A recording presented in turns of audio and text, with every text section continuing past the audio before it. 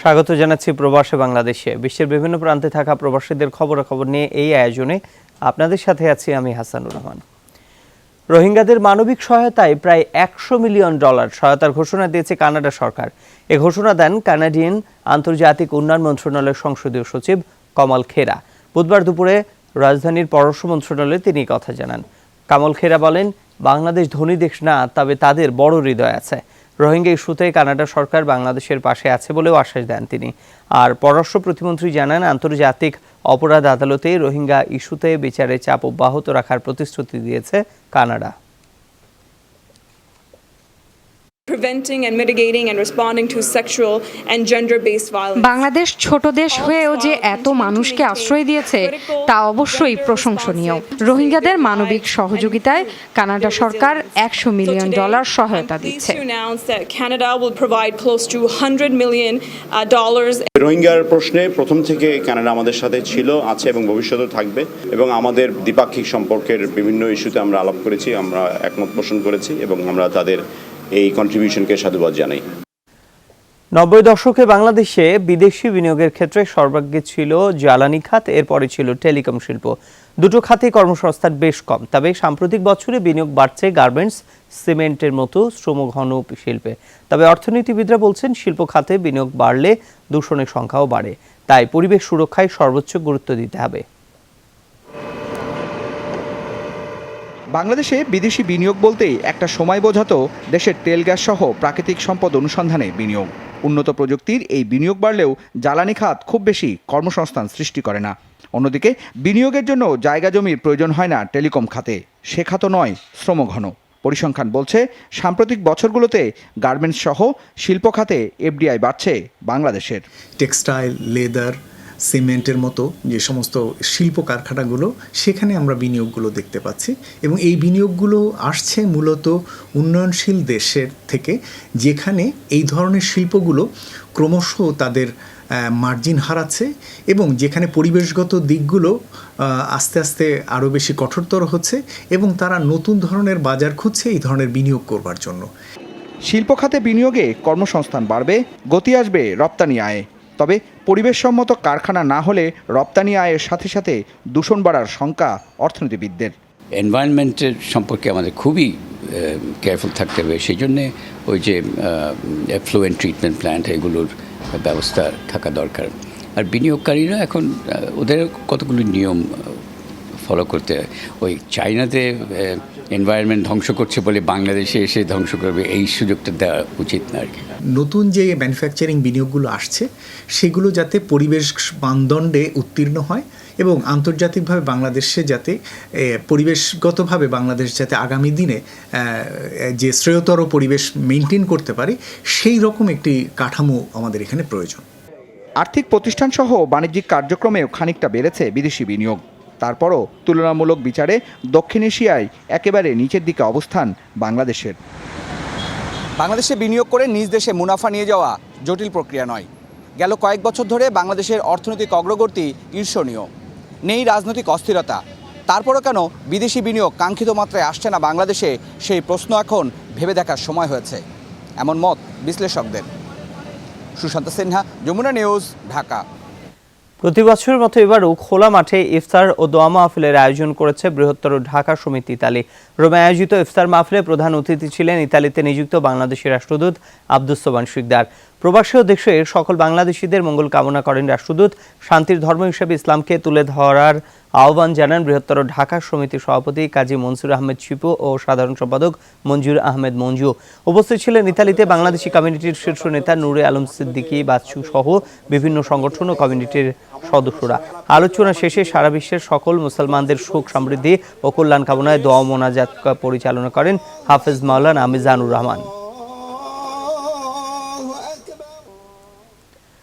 ইতালির মিলানিস সিলেট ওয়েলফেয়ার অ্যাসোসিয়েশনের আয়োজনে ইফতার ও দোয়া মাহফিল অনুষ্ঠিত হয়েছে। শুক্রবার মিলান কেন্দ্রীয় জামে মসজিদে এটি অনুষ্ঠিত হয়। শুভেচ্ছা বক্তব্য রাখেন অ্যাসোসিয়েশনের আহ্বায়ক মতিউর রহমান, AGM জয়নাল, মইজুর রহমান, কামরুল হাসান ও আব্দুল বাসিত।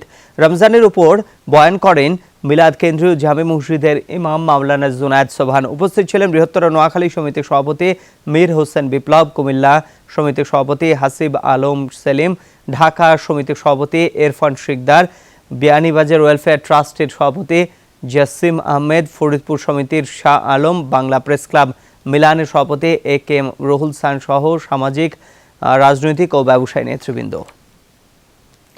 কুয়েতে সোমবার আলোচনা ইফতার পার্টির আয়োজন করা হয় Bangladesh diploma engineers society Kuwait এর উদ্যোগে। প্রধান অতিথি হিসেবে উপস্থিত ছিলেন রায়পুর লক্ষ্মীপুর 2 আসনের মাননীয় সংসদ সদস্য বিশিষ্ট ব্যবসায়ী কাজী শহীদ ইসলাম পাপুল।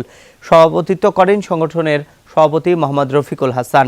সাধারণ সম্পাদক মোহাম্মদ মুশফিকুর রহমানের পরিচালনা অনুষ্ঠানে বিশেষ অতিথিদের মধ্যে উপস্থিত ছিলেন আতাউল গনি মামুন, মোহাম্মদ জিন্না খান, মোহাম্মদ নুরুল ইসলাম, মিরন মিয়া, ইসাক মিয়া, মোহাম্মদ শাহজাহান সহ অনেকে। প্রবাসের মাটিতে বাংলাদেশের সুনাম ধরে রাখতে শক্তিশালী হয়ে কাজ করার কথা বলেন বক্তারা। প্রবাসী বাংলাদেশের পর্যায়ে একটা বিরতি নিচ্ছে, ফিরছি একটু পরে, আমাদের সাথেই থাকুন।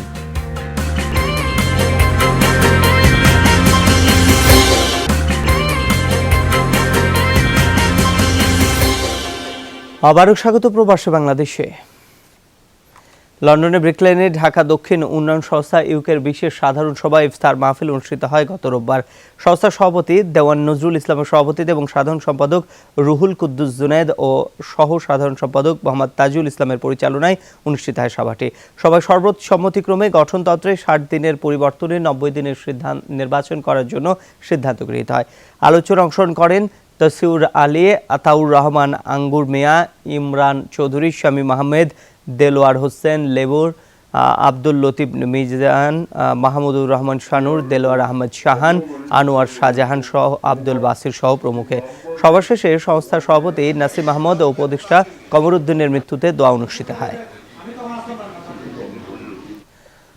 যুক্তরাজ্যের পূর্ব লন্ডনে গ্র্যাজুয়েট ক্লাবের উদ্যোগে রোববার অনুষ্ঠিত হয় ইফতার ও দোয়া মাহফিল। সংগঠনের কর্ণধার প্রফেসর আবুল হাশেম এর সভাপতিত্ব করেন এবং সৈয়দ এহসান এর পরিচালনায় অনুষ্ঠিত সভায় গঠন করা হয় গ্র্যাজুয়েট ক্লাব ইউকের কমিটি।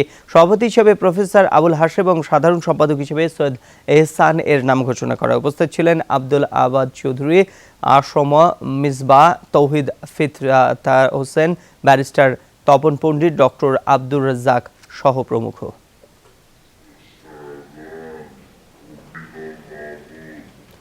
গোলাপগঞ্জ অ্যাসোসিয়েশন এন কাতালুনিয়ার উদ্যোগে দোয়া ও ইফতার মাহফিল অনুষ্ঠিত হয় 13 রমজান। সংগঠনের সাফল্য কামনা করা হয় সেখানে। রমজান ও ইবাদতের গুরুত্ব নিয়ে আলোচনা করেন মাওলানা ইসমাইল ও মাওলানা আবদাল। উপস্থিত ছিলেন সংগঠনের সভাপতি সাব্বির আহমেদ দুলাল, সাধারণ সম্পাদক নজরুল ইসলাম, সহ সাধারণ সম্পাদক খোকন উদ্দিন, সাংগঠনিক সম্পাদক মুজিবুর রহমান, সহ সাংগঠনিক সম্পাদক জয়নাল আবেদিন, উপদেষ্টা আব্দুল জব্বার সহ সংগঠনের অন্যান্য নেতৃবৃন্দ। আর উপস্থিত ছিলেন প্রবাসীদের বিভিন্ন সংগঠন ও কমিউনিটির সদস্যরা। ফ্রান্সের বিভিন্ন স্থানে ইফতার ও দোয়া মাহফিল আয়োজন করে প্রবাসী সংগঠনগুলো। বিভিন্ন শ্রেণী পেশার সংগঠন ও কমিউনিটির সদস্যরা মিলন মেলায় পরিণত হয় ইফতারের মাধ্যমে। কানেঘাট অ্যাসোসিয়েশন উদ্যোগে প্যারিসে ইফতার ও দোয়া মাহফিলে সভাপতিত্ব করেন সংগঠনের সভাপতি জালাল খান, পরিচালনা করেন কামরুল হাসান। প্রধান অতিথির বক্তব্য রাখেন কমিউনিটি নেতা সিরাজউদ্দিন। সিলেট প্রবাসী সংগঠন জালালউদ্দিন অ্যাসোসিয়েশনের ফ্রান্স শাখার উদ্যোগে ইফতার ও দোয়া মাহফিল অনুষ্ঠিত হয় প্যারিসের ওভারভিলা মসজিদে। আলোচনা করেন সংগঠনের সভাপতি হেনু মিয়া ও সাধারণ সম্পাদক আলী হোসেন। এছাড়াও ইফতার ও আলোচনা সভা আয়োজন করে ফ্রান্স গাজীপুর জেলা সমিতি। সংগঠনের সভাপতি জিয়াউল হক নাসিরের সভাপতিত্বে সহপরিচালনা করেন সাধারণ সম্পাদক ফারুক খান।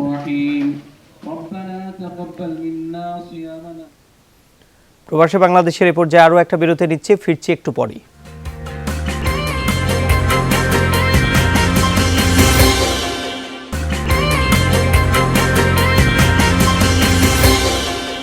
আবারও স্বাগত প্রবাসী বাংলাদেশে। ওমানের মোবেলাত সানে এলাকায় পবিত্র রমজান উপলক্ষে আয়োজন করা হয় আলোচনা সভা ও দোয়া মাহফিলের।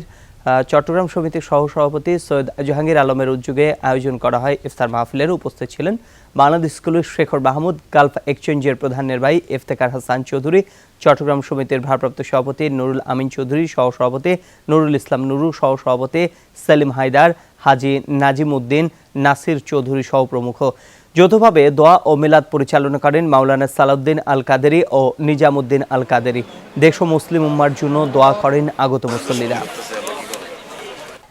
পবিত্র মাহে রমজান উপলক্ষে নতুন সংগঠন ভালোবাসা মঞ্চের আয়োজনে ইফতার ও দোয়া মাহফিল অনুষ্ঠিত হয়েছে কাতারে। প্রধান অতিথি ছিলেন ব্যবসায়ী মোহাম্মদ আব্দুল মতিন। সার্বিক তত্ত্বাবধানে ছিলেন মোহাম্মদ রহিম বাদশাহ ও ডাক্তার মোহাম্মদ আমির। বক্তব্য রাখেন মোহাম্মদ কাশেম, রাসেল, মাসুদ আলম খান, মনির হোসেন সহ অন্যান্যরা।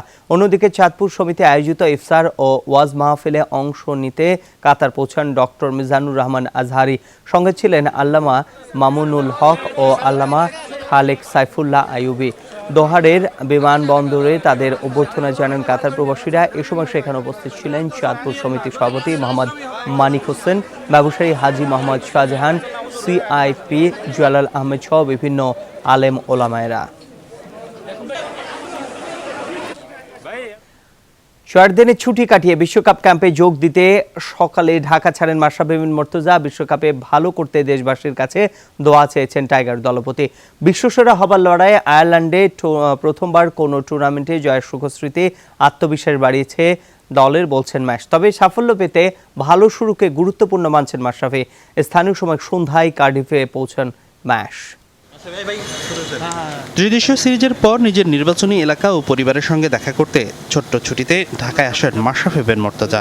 4 দিনের ছুটি কাটিয়ে বুধবার সকালে ইংল্যান্ড পাড়ি দিলেন ম্যাশ। দেশ ছাড়ার আগে বিমানবন্দরে গণমাধ্যমের সঙ্গে বাংলাদেশ অধিনায়কের শেষ সাক্ষাৎ। বিশ্বকাপের লক্ষ্যের কথা জানতে চাইলেই সবার আগে দেশবাসীর কাছে দোয়া চাইলেন মাশরাফি। সবাই দোয়া করবেন বাংলাদেশ টিম যেন ভালো খেলে, এটাই চেষ্টা করব ভালো করার। আর আগে তো একবার কথা বলেই গেছি।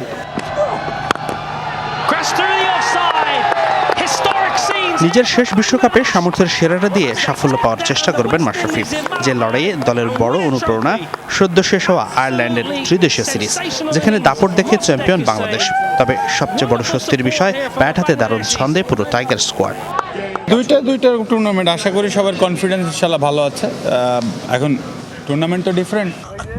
বিশ্বকাপে সাফল্য পেতে এই মোমেন্টাম ধরে রাখাটা জরুরি। তাই তো টুর্নামেন্টে ভালো শুরুর প্রয়োজনীয়তার কথা বলছেন মাশরাফি।